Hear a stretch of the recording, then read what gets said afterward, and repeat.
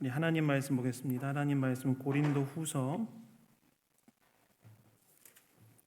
1장 1절에서 11절까지 말씀입니다. 고린도후서 1장 1절에서 11절까지 말씀.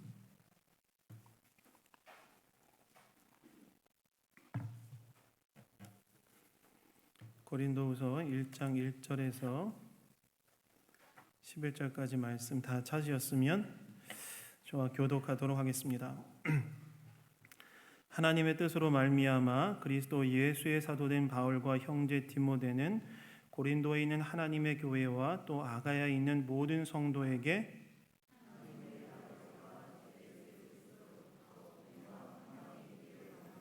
찬송하리로다. 그는 우리 주 예수 그리스도의 하나님이시요 자비의 아버지시요 모든 위로의 하나님이시며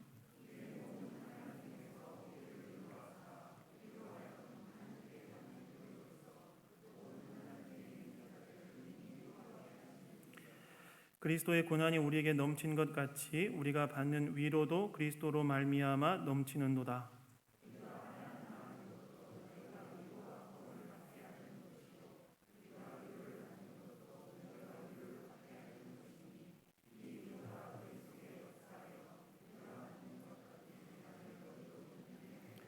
너희를 위한 우리의 소망의 견고함은 너희가 고난에 참여한 자가 된 것 같이 위로에도 그러할 줄을 알미라.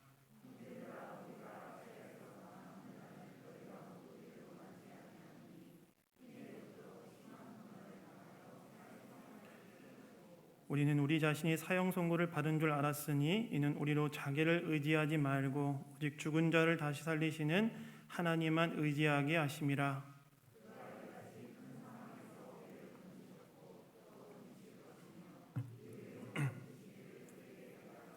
함께 하겠습니다. 너희도 우리를 위하여 간구함으로 도우라. 이는 우리가 많은 사람의 기도로 얻은 은사로 말미암아 많은 사람이 우리를 위하여 감사하게 하려 함이라. 아멘. 환난 중 위로라는 제목으로 하나님 말씀 나누기 원합니다. 여러분, 우리가 인생을 살아가다 보면 환난을 만날 때가 있지요. 환난이란 단어의 뜻은 무엇이냐면 근심과 재난을 이야기합니다. 그러니까 저와 여러분이 인생을 살아가다 보면 근심도 만나게 되고 재난도 만나게 된다는 거예요.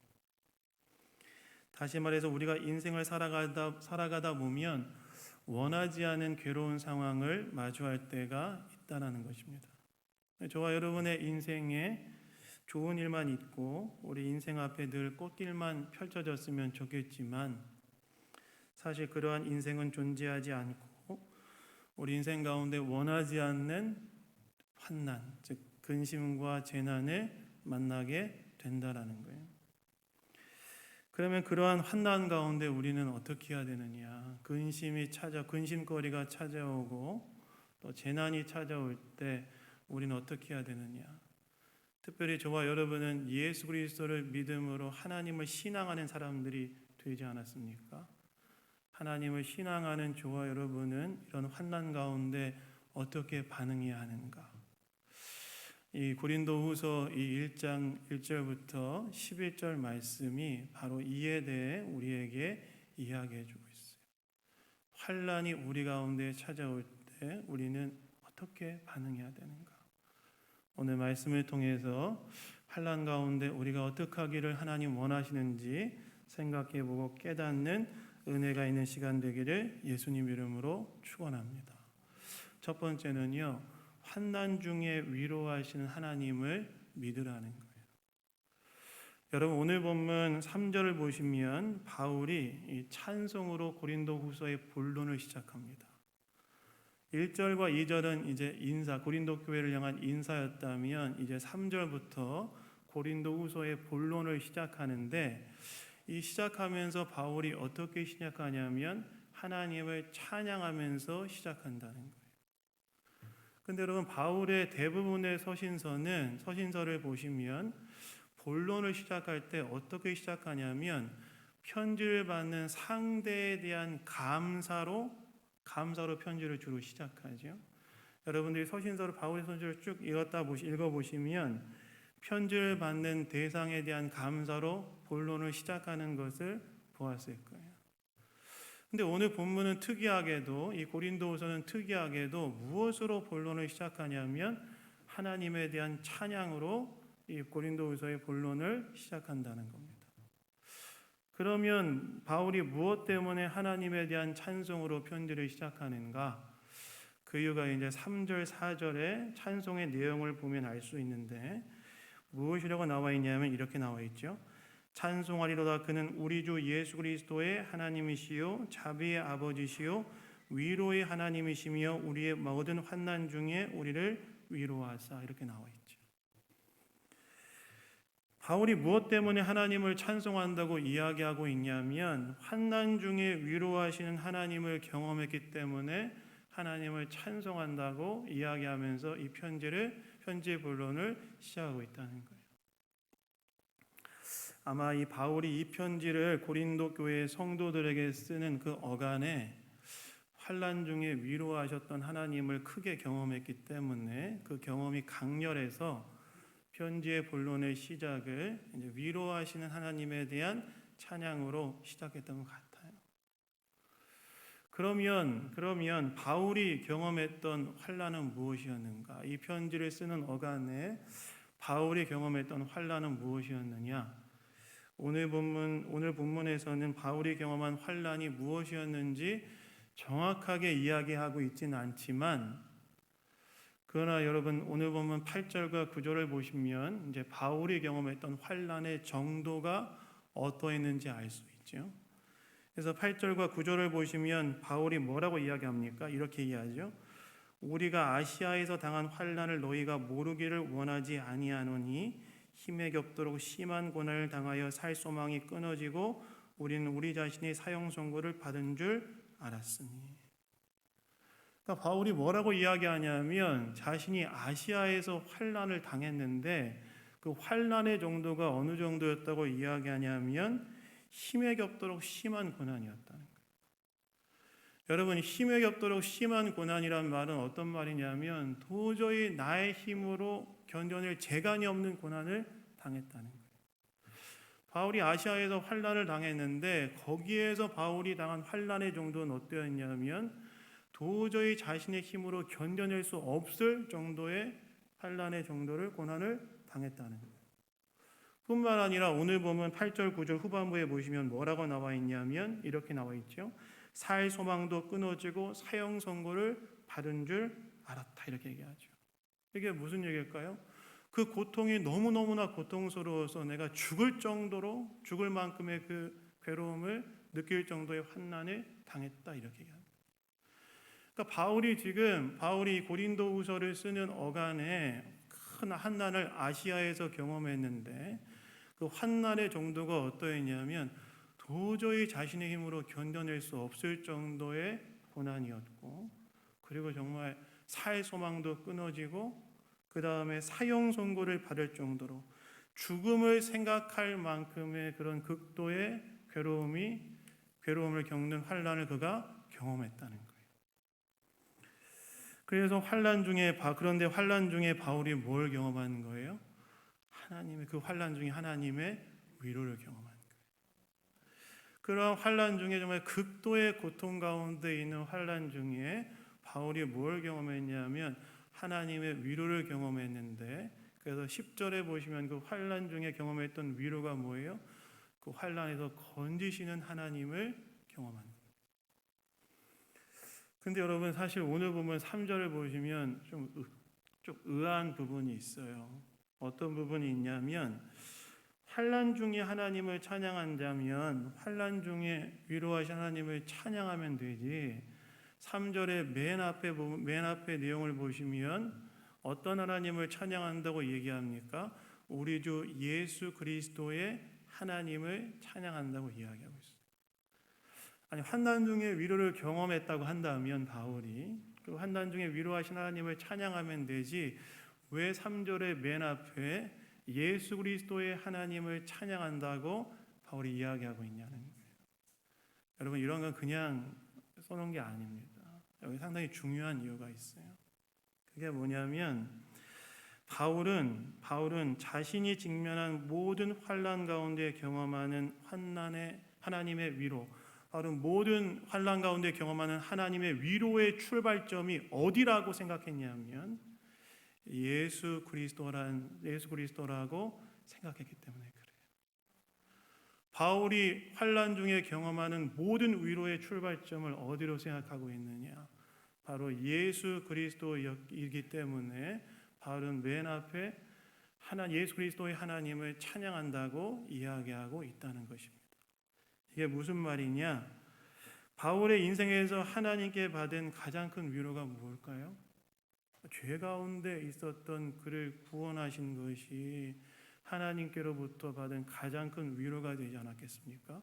근데 그 죄로부터 나를 구원하신 그 하나님께서 거기에서 그친 것이 아니라 그것을 근거로 내가 직면한 모든 환난 가운데 한결같은 위로와 구원을 베풀어 주시기 때문에 그 예수 그리스도의 하나님을 찬양함으로 환난 가운데 나를 위로하신 주님을 찬양하기 시작했다는 거예요. 다시 말해서 예수님을 통해 자신을 구원하심으로 가장 큰 위로를 베풀어 주신 하나님께서 자신이 경험한 그 어떤 환난 가운데서도 한결같이 위로를 베풀어 주셨기 때문에 그 하나님을 찬양하고 있는 것입니다. 그래서 여러분, 여기에서 우리가 한 가지 알아야 될 것이 있습니다. 무엇이냐? 하나님께서는 어떤 분이시냐? 하나님께서는 저와 여러분이 환난 가운데 있을 때 어떻게 하시는 분이시냐? 저와 여러분을 위로해 주시는 분이시라. 오늘 본문에서 사도 바울이 뭐라고 이야기하고 있냐면 저와 여러분이 환난 가운데 있을 때, 근심과 재난 가운데 있을 때 하나님은 저와 여러분 가운데 어떻게 하시는 분이시냐면 그냥 방치하시는 분이 아니라 저와 여러분을 위로하시는 분이 하나님이시라는 거예요. 특별히 우리는 무엇을 근거로 해서 하나님의 위로를 기대할 수 있느냐? 예수님의 십자가의 죽음과 부활을 통해 죄로 인해 마땅히 죽어야 할 우리를 구원해 주심으로 가장 큰 위로를 하나님께서 해주셨기 때문에 그것을 근거로 그 하나님께서 오늘 내가 직면하는 환난 가운데 나를 위로하시고 나를 건져내실 것이라는 사실을 기대할 수 있다는 거예요. 그래서 여러분, 하나님은 어떤 분이신가? 하나님께서는 저와 여러분이 환난을 지나갈 때, 고난을 지나갈 때 위로하시는 분이시다. 저와 여러분이 환난을 지나가고 고난을 지나갈 때 방치하시는 분이 아니라 위로하시고 우리를 찾아오시는 분이 하나님이시다. 여러분, 제 인생에서 가장 힘들었던 시기 중에 하나는 언제였냐면 중학교 때였어요. 여러분, 중학교 시절 행복하였습니까? 반응이 없으시군요. 전 중학교 때 너무너무 힘들었어요. 학교 가기가 너무너무 싫었어요. 그래서 부모님한테 거짓말하고, 그때 예수님 안 믿었습니다. 거짓말하고 결석도 하고 조퇴도 굉장히 잦았어요. 학교가 너무 싫었거든요. 학교 다니는 게 너무너무나 고역이었어요. 학교 친구들하고 더 너무너무 관계가 좀 어려웠던 것 같아요. 근데 여러분, 그때 제가 이제 학원을 다녔었는데 학원에서 만난 친구가 저에게 참 위로가 됐어요. 그 친구는 저를 굉장히 인격적으로 대해주는 친구였어요. 그래서 제가 학교 친구들에게 받지 못했던 위로나 아니면 부모님께 말씀드리기 어려웠던 이야기들을 그 친구랑 나누면서 참 많은 위로를 그 친구한테 받았어요.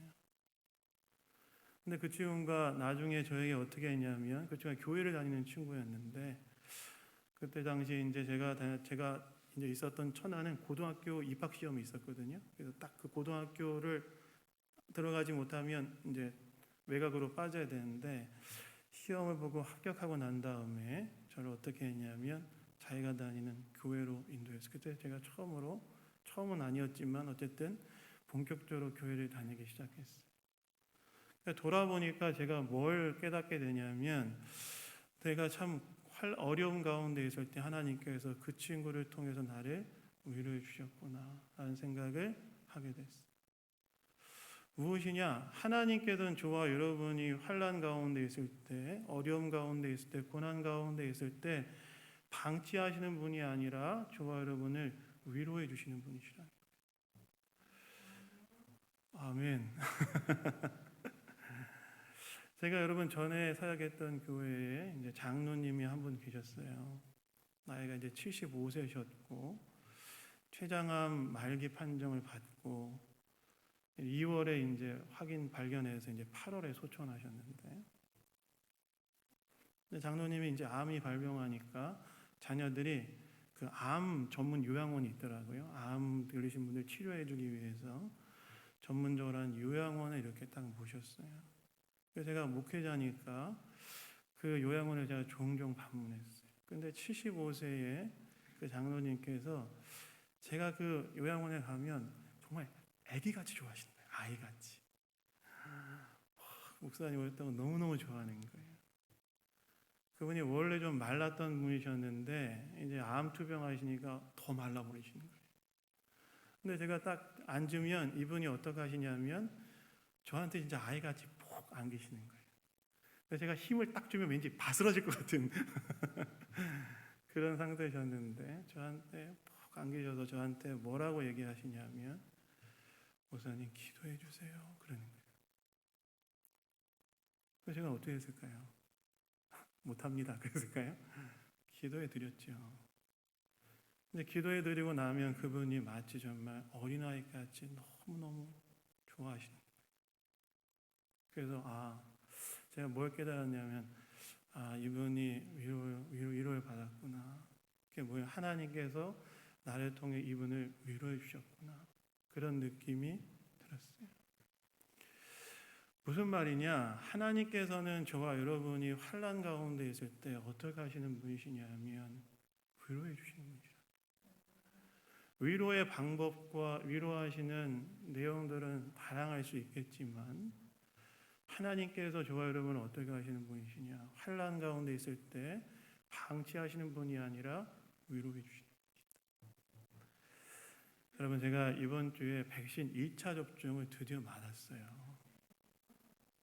근데 백신 1차 접종을 맞고 너무너무 졸린 거예요. 월요일에 맞았는데 화요일, 수요일까지 너무너무 졸린 거예요. 잠이 너무너무 쏟아졌어요. 해야 될 일들은 이제 있는데 이제 막 너무너무 졸리니까 이 집중이 안 되니까 피곤과 사투하면서 이제 있었는데, 여러분 그거 아세요? 목회자들은 목회를 하면서 막 너무너무 행복감을 느낄 때도 있지만 또 목사들은 목회를 하면서 너무너무 괴로울 때가 있어요. 제가 전에 사역했던 교회 목사님이 저한테 이런 말 하신 적이 있어요. 어떤 말 하셨냐면, 박 목사, 네, 왜 그러세요 목사님? 그러니까 내가 목사하면서 어떤 느낌이 드는 줄 알아? 그분은 교회를 개척하여서 28년 정도 이제 개척하시고 이제 사역을 열심히 잘하셨던 분이셨어요. 모르죠. 제가 어떻게 목사님 마음을 다 알겠어요. 근데 그 목사님이 저한테 뭐라고 얘기하시냐면 이렇게 얘기했어요. 폭풍이 몰아치고 있는데 내가 딱 촛불 하나를 딱 들고 있는데 하나님이 나한테 이 촛불 끄게 하지 말아라 하는 것 같다는 그런 느낌이 든다는 거예요. 저희가 평생 동안 목회를 하는데 한번 생각해 보세요, 여러분. 폭풍이 몰아치고 있는데 자기는 딱 촛불 하나를 그 폭풍 앞에서 들고 있다는 거예요.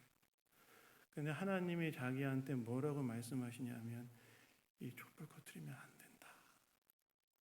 근데 여러분 제가 가끔 그 느낌들을 알 때가 있어요. 이번 주에 막 백신 접종 맞고 막 해롱해롱거리고 있는데 제가 어디서 위로를 받았냐면 수요일날 점심이었던 것 같아요. 아내가 도시락을 싸가지고 왔어요. 밥도 못 먹고 이제 막 설교 준비를 하고 있으니까. 제가 참 제 아내한테 위로를 얻는 경우가 별로 없는데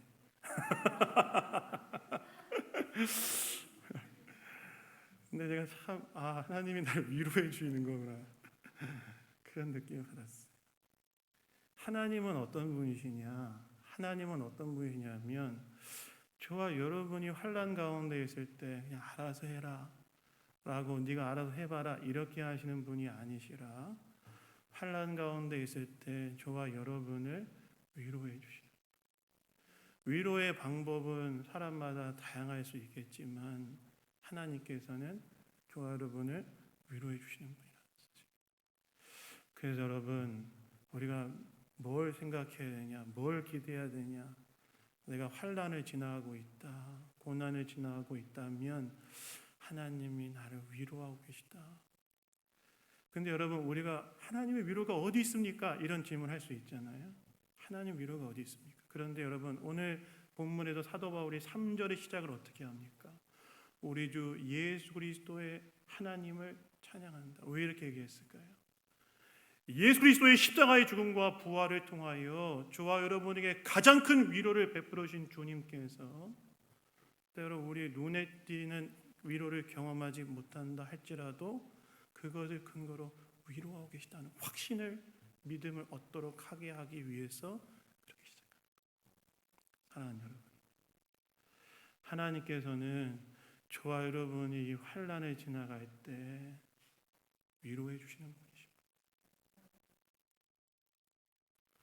눈에 띄게 보이지 않는다 할지라도 주님은 우리가 무엇을 근거로 해서 그 위로를 믿기를 원하시냐면 예수 그리스도의 십자가를 통해서 거기서 가장 큰 위로를 우리에게 주셨던 그 예수님께서, 하나님께서 우리를 위로하실 것이다. 우리를 위로하실 것이다.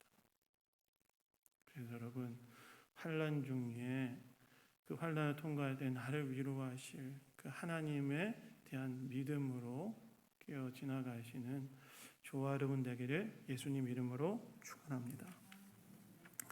둘째는요, 환난 중에 위로를 주시는 이유는 환난 가운데 있는 다른 자를 위로해 주시기 위함이라는 사실을 알아야 된다는 거예요.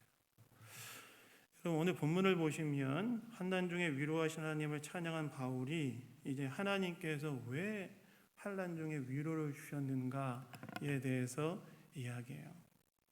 그래서 뭐라고 이야기하냐면 4절 중반부 이유를 보시면 이렇게 나와 있죠. 우리로 하여금 하나님께서 받은 위로로서 모든 환난 중에 있는 자들을 능히 위로하게 하시는 이시로다. 이게 이제 개역 개정을 보시면 의미가 정확하게 전달이 안 되는데 세번역 성경을 보시면 정확하게 의미가 이해가 됩니다. 그래서 제가 가져왔는데 한번 들어보세요. 따라서 우리가 하나님께 받는 그 위로로 우리도 온갖 환난을 당하는 사람들을 위로할 수 있습니다. 하나님께서 환난 중에 우리를 위로하시는 이유는 무엇이냐면 같은 환난을 당하는 자들을 위로하게 하시기 위해서 환난 중에 우리를 위로하신다는 거예요. 그러면서 바울이 5절과 6절을 보면 뭐라고 이야기합니까? 그리스도의 고난이 우리에게 넘친 것 같이 우리가 받는 위로도 그리스도로 말미암아 넘치니라라고 말하고, 우리가 환난 당하는 것도 너희가 위로와 구원을 받게 하려는 것이요 우리가 위로를 받는 것도 너희가 위로를 받게 하려는 것이니 이 위로가 너희 속에 역사하여 우리가 받는 것 같은 고난을 너희도 견디게 하느니라 라고 말하죠. 이 말이 어떤 말이냐면 바울이 환난 중에서 위로를 경험한 것은 성도들로 하여금, 이 편지를 받는 성도들로 하여금 위로를 받게 하는데 목적이 있다고 이야기하고 있다는 거예요.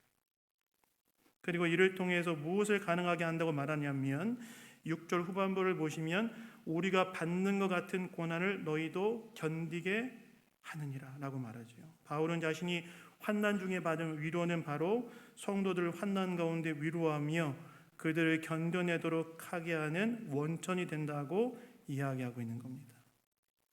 다시 말해서 하나님께서 바울에게 환난 중에 위로를 주신 이유는 환난 가운데 있는 다른 사람들을 위로하기 위함이라는 거예요. 그래서 여러분, 우리가 여기에서 환난 중에 하나 더 알아야 될 것이 있어요. 하나님께서 환난 중에 우리를 위로하신 이유는 무엇이냐? 그 이유는 뭐냐면 바로 환난 중에 있는 내 주변에 있는 형제와 자매를 위로하도록 하게 하기 위해서 위로를 주신다는 거예요. 하나님이 환난을 통과할 때 우리에게 위로를 경험하게 하시는 데는 목적이 있는데, 내가 위로를 얻는 것도 중요한 목적이지만 거기에서 그치는 것이 아니라 동일한 환난을 겪고 있는 내 주변의 형제 자매를 위로하도록 하게 하기 위해서 하나님께서 환난 중 위로를 허락하신다는 거예요. 여러분, 사실 우리는 어떤 사람에게 위로를 받습니까? 어떤 사람에게 위로를 받냐면 같은 고난을 지나가는 사람의 가장 큰 위로를 받지요. 동병상련이란 말이 있지 않습니까? 같은 처지에 있는 사람들이 서로를 위로한다. 여러분, 제가 예전에 대상포진을 되게 심하게 하는 적이 있었어요. 여러분, 대상포진 아세요? 저는 대상포진 앓기 전까지는 대상포진이 그렇게 심각한 고통을 유발하는 병이라고 생각하지 못했어요. 그래서 대상포진이 어디로 왔냐면 저는 왼쪽 눈으로 왔어요. 그래서 저는 사실은 어느 날부터 눈이 너무 아픈데, 눈이 아프면 어딜 갈까요? 안과를 가겠죠. 안과를 수원에서 제일 유명한 병원을 3군데나 돌았는데 안과에 문제가 없는 거예요. 눈이 너무 아픈 거예요. 그래서 마지막에 갔던 안과에서 병원을 3군데 돌아다녔음에도 불구하고 정확한 병명을 찾지 못했다고 한다면 대상포진일 수 있다. 일주일 만에 발견한 거예요. 너무너무 아파가지고 토요일 날이었는데 제가 교회에서 도저히 근무를 못 하겠는 거예요. 그래서 목사님한테 오늘 좀 쉬겠습니다. 그리고 내려왔는데 그 밑에 누가 와 계셨냐면 1층에 장로님들이 이렇게 딱 다 와 계신 거예요. 제가 대상포진 걸렸다는 걸 아시고. 그 다음에 제가 이제 저 집에 가서 쉬려고 하는데 거기 장로님 다 와 계셔가지고 어쩐 일이시냐고 하더니 그냥 무조건 자기들 따라오라고 하시는 거예요. 따라갔어요. 따라가는데 수원에 여러분 대상포진 전문 병원이 있어요. 놀랍게도 전국에서 대학병원에서 해결되지 않는데 거기로 오더라고요. 조사를 맞았어요.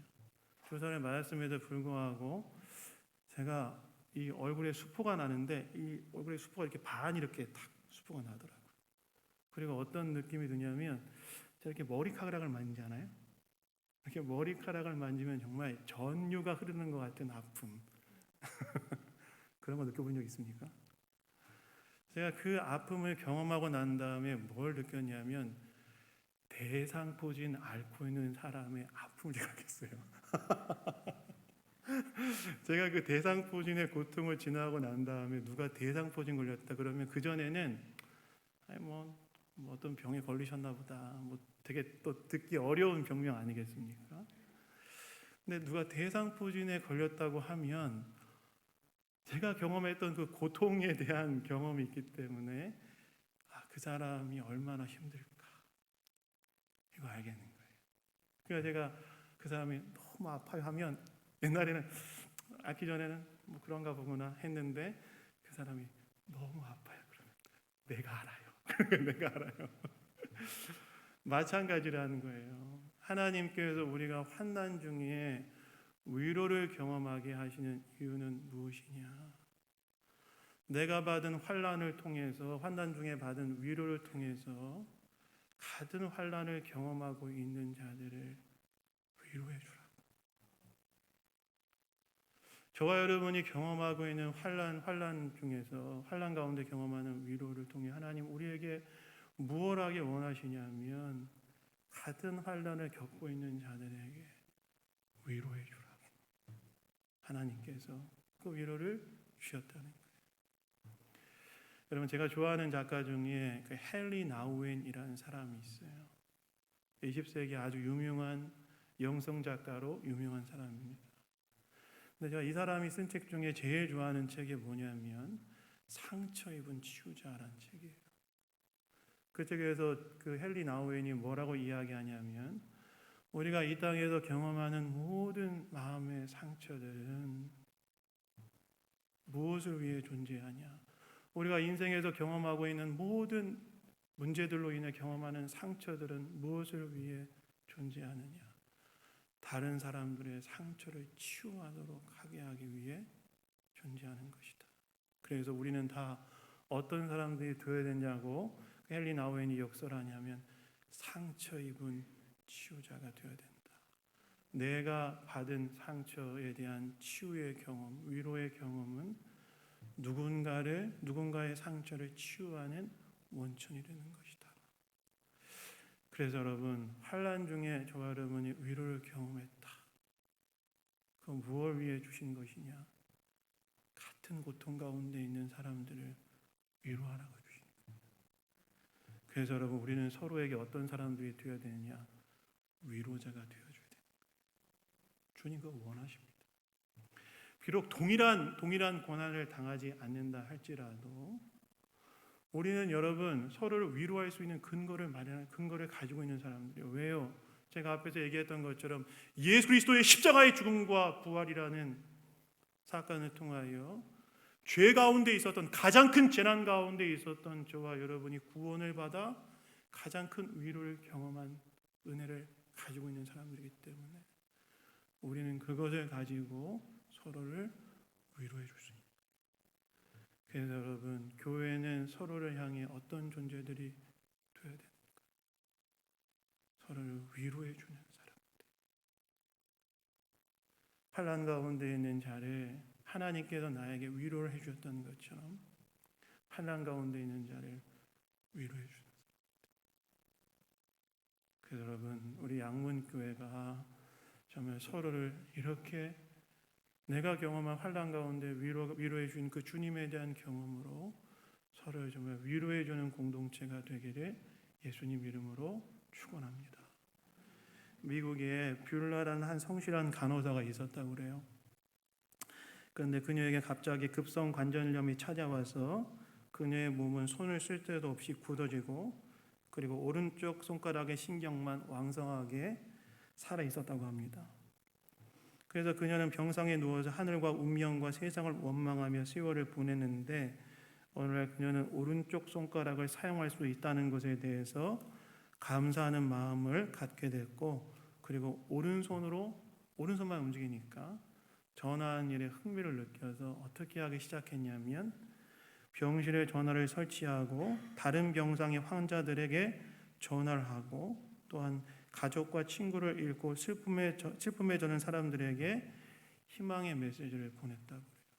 그리고 그가 경험했던 환난 중에 경험했던 위로가 많은 사람들을 위로하는 기회이자 통로가 되었다고 합니다. 그것이 바로 미국에서 유명한 그 위로의 전화의 시작이었다고 그래요. 즉 그녀는 환난 중 위로의 경험을 통해 다른 사람을 위로하는 통로로서 쓰임받기 시작했다는 겁니다. 마찬가지라는 거예요.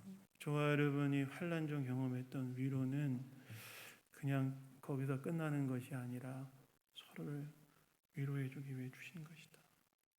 그래서 여러분 우리가 사랑 안에 서로를 이 위로로서 위로하는 공동체가 되기를 예수님 이름으로 축원합니다. 마지막으로는요.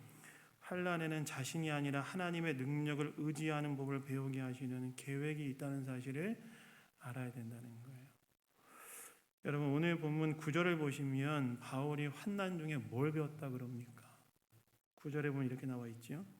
우리는 우리 자신이 사형 선고를 받은 줄 알았으니 이는 우리로 자기를 의지하지 말고 오직 죽은 자를 다시 살리시는 하나님만 의지하게 하심이라.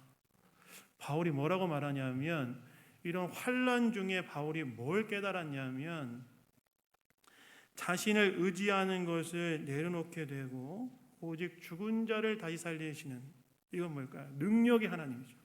죽은 자를 다시 살리시는 그 능력의 하나님을 의지하는 법을 배웠다는 거예요.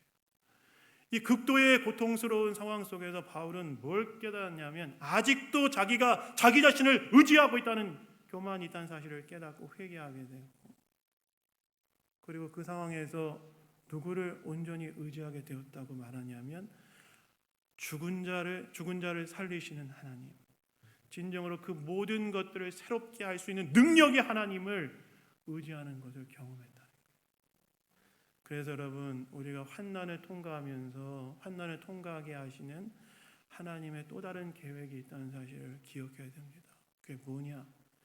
여전히 나를 의지하고 있는 마음을 내려놓고 그 모든 것들을 새롭게 하실 수 있는 하나님의 능력만을 의지하게 하려는데 환난의 중요한 목적과 하나님의 계획이 있다. 이 사실을 알아야 된다. 사실 여러분, 우리도 환난을 지나갈 때 뭘 깨닫습니까? 환난을 지나갈 때 뭘 깨닫냐면 내가 할 수 있는 것은 아무것도 없다는 사실을 깨닫지 않나요? 내가 마음만 먹으면 뭐든지 할 수 있을 것 같았지만 사실 환난이 닥치면 내가 얼마나 무력한 존재인지를 깨닫게 되죠. 그리고 무엇을 바라보게 됩니까? 하나님을 바라보게 되잖아요. 그것이 바로 환난을 통해서 하나님께서 우리에게 주시고자 하시는 위로 중에 하나라는 것입니다. 그래서 여러분, 환난에는 우리가 나를 의지했던 교만을 내려놓고 오직 하나님만을 의지하게 하시고자 하시는 하나님의 계획이 있음을 기억하며 믿음으로 그 하나님을 의지함으로 환난을 지나가시는 저와 여러분 되기를 예수님 이름으로 축원합니다. 말씀을 맺습니다. 여러분, 환난 중에 하나님께서 우리를 위로하시는 분이라는 사실을 기억하시기 바랍니다. 두 번째는 환난 중에 하나님께서 주시는 위로는 다른 사람을 위로하기 위해 주시는 것이라는 사실을 기억하시기 바라요. 그리고 마지막으로 환난을 통해서 하나님께서는 우리가 하나님을 온전히 의지한 대로 빚어가시는데 목적이 있다는 사실을 기억하시기 바랍니다. 이 믿음으로 환난을 지나가고 위로하는 자들로 세워져 가는 저와 여러분 되기를 예수님 이름으로 축원합니다. 잠깐 기도하겠습니다. 하나님 아버지, 감사합니다. 오늘도 말씀을 통해 우리에게 말씀하여 주시니 감사합니다.